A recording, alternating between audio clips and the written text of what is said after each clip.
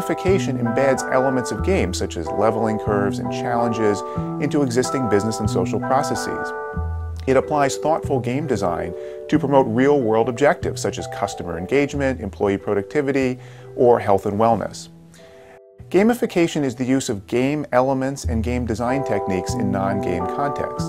It's a new business concept, but one that builds on the massive global success of the video game industry.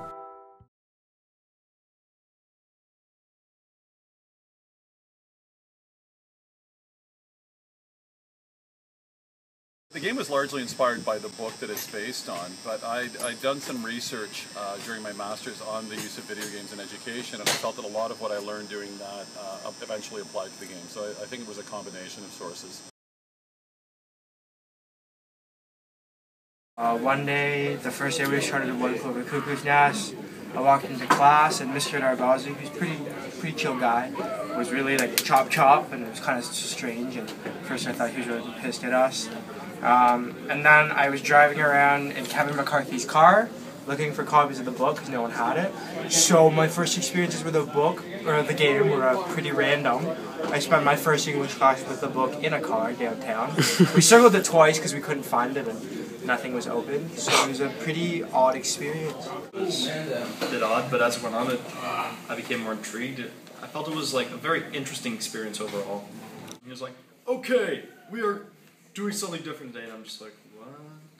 Yeah, but then, like, I thought it was kind of strange at the beginning, but, as I adjusted to it, I started getting into the groove of things, it became much easier. My first impression of the game was, I am gonna kill myself. Why am I in a sweatshop? I thought it was just a joke. I didn't think he was seriously doing this. He started screaming at me, and then I had to go find books. I was pretty weirded out by it at first. Mr. Darbazi approached us with seriousness, and then we had to sign a contract. So I got pretty scared, and I'm like, okay, I'm going to die, I guess. So. I think he tried to institutionalize the class in a way. And that's what they do in the book? Yeah. Well, it's about an insane asylum. Right. So they're all institutionalized. I was really pleased. I mean, initially I was quite frightened going into it because I didn't know what the results would be, but as it advanced and I felt that the students were buying in, I certainly gained confidence and realized that it certainly had the chance to succeed. Well, the main rules were that, well, you couldn't tell anyone, of course. There was complete secrecy. From what I know, grade 12s had like a book they had assigned, and Mr. Darbazi would give them tasks and stuff to do, and if they could prove that they've read the book by Mr. Darbazi asking them questions, they would get 100, and if not, they would just carry out doing what Mr. Darbazi would ask them to do in class. Oh, there's just missions that you had to do. It's not necessarily about the quality of work you did, just doing it in general. You also had to, complete a certain number of missions and attempt to get 100 points. What would happen was you would be sent various missions, like, I don't know, like do a rap sheet for this character, or design a crossword, or what have you. And then you'd, if you did it in a certain amount of time, you'd get points, or red cents, or, whatever the reward may be. There were a lot of individual missions, but there were also a lot of team missions. It was a lot of work. I mean, it was really just spending late nights, communicating with students and coming up with new ways to sort of, to keep it creative and to have students have significantly different experiences. But without going into too much detail, it was really just the product of a lot of work and trying to add as many different elements as possible. You'd get points, which would end up being your ISP score, your overall score. And we had until last Wednesday, so there's a deadline, and up to that point, you could earn points, and whatever you finished with was your mark. And other than that, we had red cents, which were used as part of the game. It wasn't really a part of that specific portion, but I know that you use them for some part of the game. There were a lot of individual missions, but there were also a lot of team missions. Those were my favorite parts, doing the missions here and there, collecting the things together for the big grand finale. Ladies and gentlemen, boys and girls, welcome to the first grand the game block champion. where 4 outstanding individuals have survived an intense and merciless Darwinian struggle and have emerged to represent their blocks in the first public championship of the game.